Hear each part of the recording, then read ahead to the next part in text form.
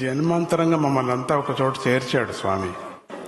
మనమందరూ ఒక ఫ్యామిలీ పిల్లలు. మనం తెలీదు, ఎప్పుడో ఒక చోట మనం పుట్టిన వాళ్ళం.